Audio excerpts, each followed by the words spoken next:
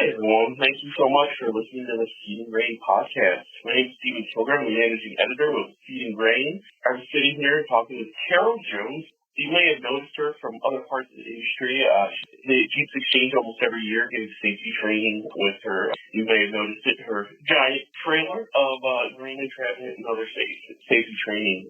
And she's here with me today, and I just want to say thank you so much, Carol. Well, thanks for having me. I really appreciate you invited to speak with everyone today. And it's a real honor to work with this industry. We've had a lot of good times out there with the trailer, and then just going around the country and working with this industry is a real privilege. Best people in the world. Yeah, they really are, aren't they? It's a great industry to talk to and be involved with.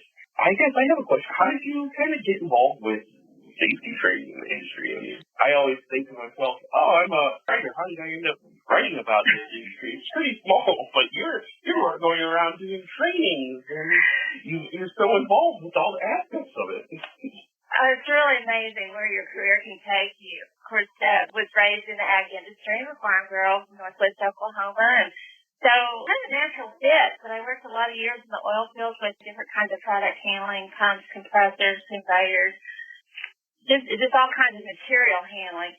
Fast forward, we know what happens with the oil field. It's up and down, and my family needed me to return back out to the farm for the next generation to manage family farm things. So I went back out to the barn and raised a daughter who's now an engineer and raising two granddaughters, so lucky me.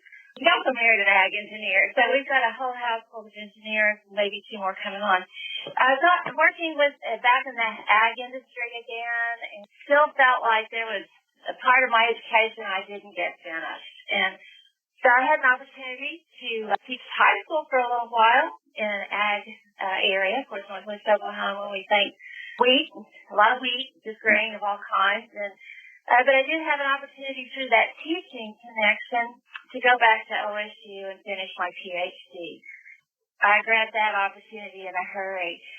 Got my PhD there at OSU, and they asked me to stay and take Dr. Ron Noyes' position. Some of the folks out there may remember Dr. Noyes, who was in the grain industry, and that sort of set me on the track to go back to my roots of material handling in the ag industry. That led me into things that happen with grain, particularly when it goes out of condition, and that is directly related to safety. So that's where we are today. Well, grain, really, that's the root of a lot of our problems, isn't it? To keep the grain in good condition, people don't generally go in the bin very often, and that reduces our risk for entrapment and entanglements and engulfments and breathing bad gases and all those ills that we fight every day.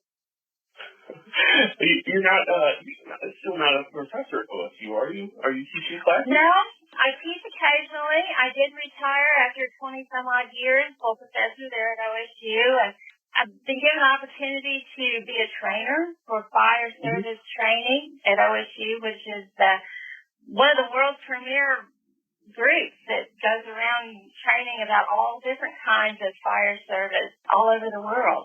And that's where our trailer is housed, where our funding comes from. Our funding is through OSHA, with Susan Harwood grant. And they pay me now and then, which is kind of nice, too, that I do work with them. They've got an elite group of trainers that does this kind of training, as well as confined space training and everything that a fire department would need to know. And so I'm real privileged to get to work with them and do the parts of my job as a professor that I really love to do. I don't sit in faculty meetings anymore, and that's pretty nice. Full disclosure, everyone, we've talked with Carol and I, and you've always sounded more busy than I am. I'm not any important retired. Well, retirement's kind of a funny thing. I don't know that you quit working, you just get to say no to the things you don't want to do, and I'm doing the things I do want to do now.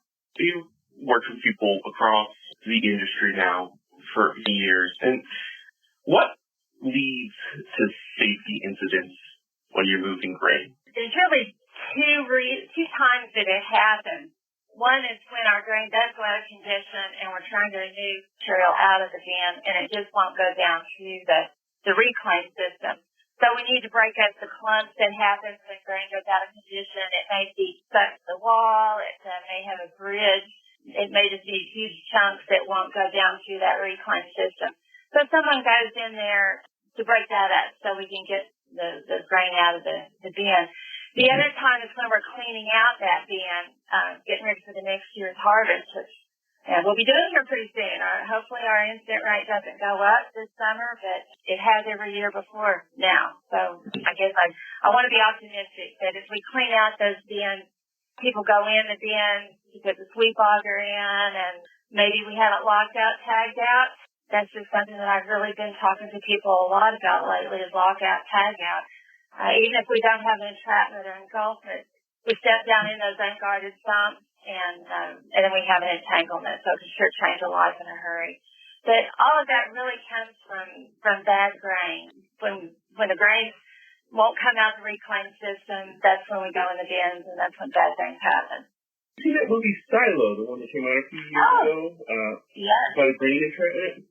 It was interesting because it's a dramatization of it, and as I was sitting there watching it the whole time, I'm like, man, this entire issue is solved by a simple lockout tagout procedure. Well, it's probably the same thing. Lockout tagout is something that we just really need to pay attention to. It makes our job a little longer to do. If we can't lock out, tag out, we've got to at least guard the stump. But lockout, tag out is, of course, it's part of the grain handling standards, and we don't want that grain moving on the inside. So lockout, tag out is the answer. It's one thing just to turn off the auger or de-energize it, but to go ahead and lock it out in case some other employee doesn't come along and say, oh, yeah, we're supposed to be moving grain today. I better turn this back on when we don't expect it. So lockout, tag out is just so important. If we can leave the air and the lights on and still lock out, tag out, that's a good thing to do. But if it's all wired in together, then everything has to be shut off in order to de-energize the augers and anything that moves the grain in the bin. I think that continues to be our big problem, other than bad grain in the bin. Some years we don't have anything but bad grain to put in the bin, so we can't help but have some claws and stuck grain. But the mechanism of lockout, tagout keeps our grain from moving when we're working inside the bin, and that's the best way I know of to make sure that grain doesn't fall down on us, other than staying out of the bin completely. Yeah, well, we're getting closer and closer to hopefully that being an affordable option for everybody to just kind of stay out of their bins at all times. Well, and from what I know, it's complacency, right? You've been in the bin a bunch of times before. You never had an issue, so you go in again, which is part of the reason why I think the training you guys do with your grain engulfment trailer is so important, right? Because it allows people to kind of get the experience of something like that happening. I think so. Yeah. It's a safe environment, so to speak. So far, we've got 100% recovery rate of getting everybody back out of that trailer. And we're proud of that. Yes, we do get complacent. I used to think that the more seasoned employees were safer than our brand new employees, but I'm not so sure that's true because we get lackadaisical about what we do. We've always done it this way, and it never happens to me, and until it does, and then that's just a bad day. But we can't be complacent. We do need to understand that, especially with our new equipment now, we move grain so much faster than we used to. As a kid, I played in the grain bins just like every other farm kid. But we moved grain at 1,000 bushel an hour then.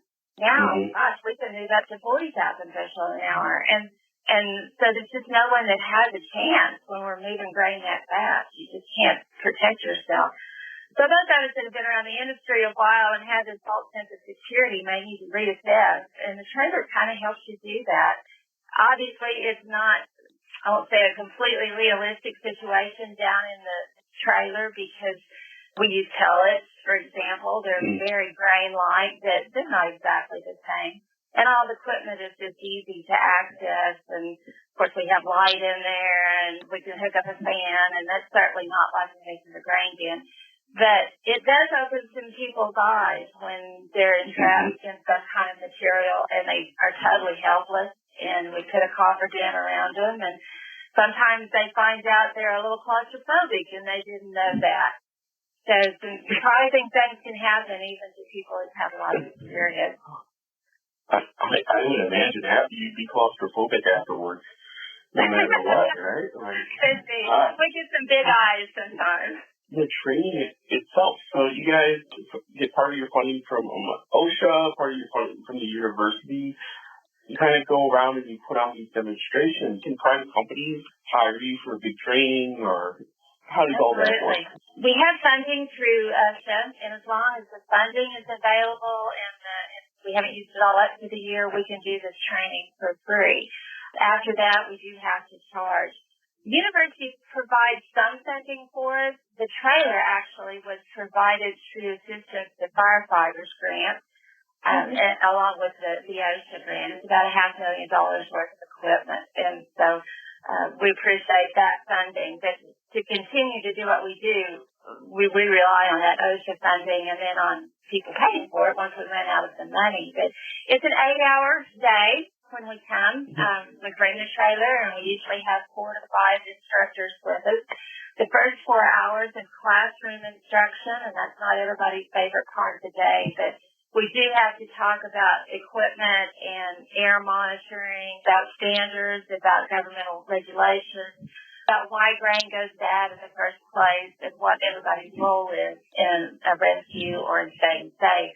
And then in the afternoon, we do 4 hours out on the trailer. Of course, that's the part we like. We do an engulfment with everyone.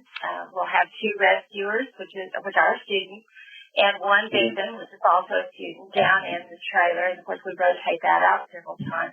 We also go through a segment of knot tying and things we can do if we don't have a tripod available, have rig ladders for an anchor point. We do talk about anchor points. We talk about different kinds of coffer jams. We talk about walking on grain. You know, if you don't have something to stand on, you're going to wear yourself out really quick walking around in grain. So we talk about different options to stay safe when you need to walk in grain and either do your job or get down to a victim. So it's a lot of fun. The trailer's a lot of fun. Our favorite scenario is to have firefighters and elevator workers and farmers all training together. That way everybody knows what everybody else knows, and they get a different perspective from each one of those groups. And that's just a fun day. In fact, gosh, it was Friday. We just got back from West Texas, and we did 3 days there in West Texas. And we had that combination of people in Dumas, Texas on Friday, and it was just a really great training day. That sounds great. Well, especially because part of the challenge is training those local rescuers, the fire crews that will come out and hopefully save your life. For them to understand the elevator environment is just essential. Many of them have never been in a grain elevator. They have no clue what that environment is like, and they don't understand the physical properties of grain and how different that is from any other material they work around. So it gives them that opportunity, an opportunity to meet the ag people in their world. And interact with them and understand how important pre-planning is. So it just gives them a little different perspective on their job. Hopefully they never need it. We just hope to goodness that nobody ever needs this training. We'd love to be out of business. But that hasn't happened yet. So. Right. And unfortunately, it doesn't seem like it'll happen in the near future, at least. It doesn't seem like it. You know, accidents happen, and sometimes we just do stupid things. And so we have to respond to that. And I'm a woodworker as a hobby, and, you know, I've done stupid things in the shop that I know I shouldn't do, and you just kind of, you're like, oh, that was close. I think we've all been there. well, that's why I find it so amazing, your training, because you also get both sides of it, right? You get to be engulfed, and then you also get to be one of the rescuers, and you get to see kind of, you get to feel what both sides of them are feeling at a given time, because I mean, that's part of the issue, too. I mean, you panic when you get in that situation, and it's important to know. Well, that's true. It does. And the things that you have to do to get someone out of that situation also help you to understand how dangerous your own job is and what you can do to keep from getting in a bad situation like an engulfment or an entrapment. The students that aren't down in the bin, because we only have 3 at a time in the bin, the rest of them are up on top of the trailer, and they're handling the equipment to give to our rescuers, and they're learning about the road system that we use and how extensive the equipment requirement is. The equipment requirements for an engulfment or an entrapment rescue are so extensive that it's really difficult for one fire department to have those resources. And so the ag community finds out how they can help their fire departments and how they can bring other fire departments together so that everybody works together and we can achieve a good outcome when we do have something bad happen. It may take 125 or 200 people to do a rescue. There's so many different things that have to happen. And so we talk about that, and I think our students understand that this is not just a hurry up and run in there and pull somebody out of the grain scenario.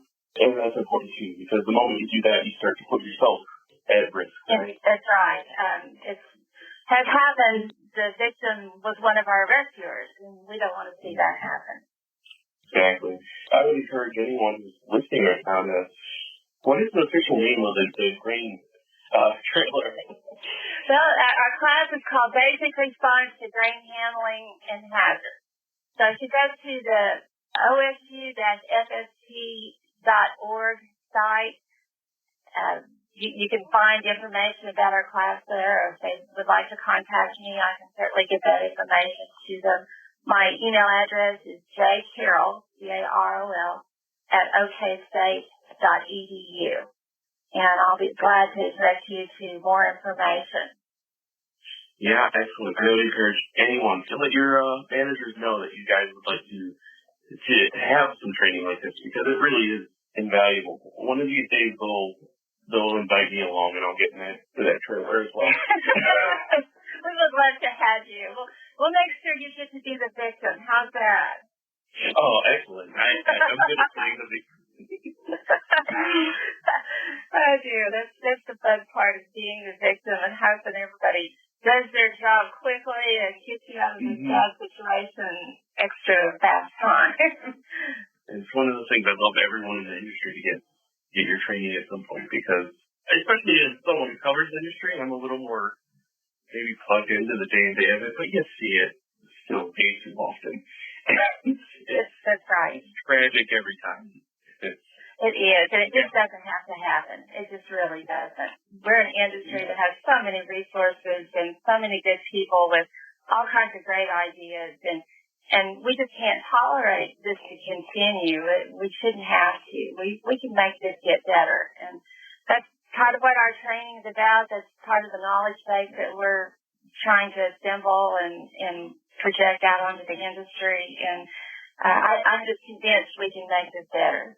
I think so too, and it's always great to see grain handling companies kind of taking a lead on that kind of thing, where you see them donating equipment to their local fire departments and having safety days and all of that. That's always really good to see. This won't happen without that support. It just doesn't. Nobody else is going to do it for us. We've got to do it as an industry. Many of our incidents happen out on the farm. And that's the hardest group to reach. But the way to reach them is through those local co-ops and farm bureaus and other ag groups where the farmers are interested and have a stake in that organization. I like to talk with wives because they're real interested in keeping their children and their husbands safe. So that's a good way to reach out to people. But it really has to be a grassroots effort. It has to happen at the community level. Several of the insurance companies have played a big part in promoting safety and having the equipment down at the grassroots level, and that's real important. We appreciate their support. And that I think is our message today is get educated, learn about grain safety, learn about entrapment safety, and finally be safe, right? That's right. Just be safe. Don't go in the den. And if you do have to, try to do it in a safe way. Lockout, Tagout. Yeah, so important. And let's try to make it so no one gets entrapped or engulfed throughout the year. Absolutely. It'd be great if our count was 0 this next year. That would just be a wonderful year. I know it probably won't happen, but that's our goal.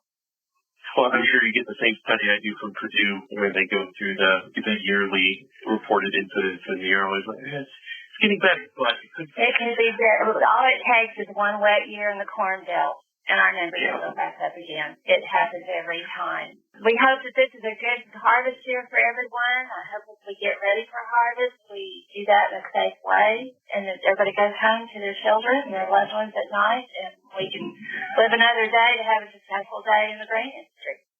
Exactly.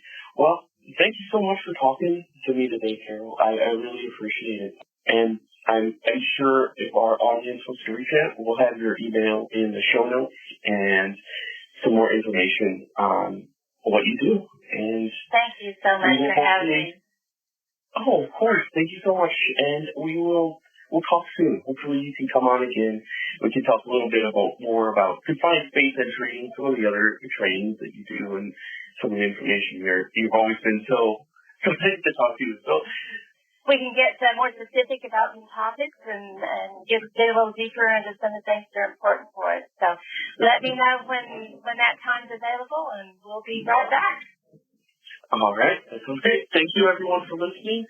My name is Steven Kilger again, and we will see you next time. All right. Have a great and safe day.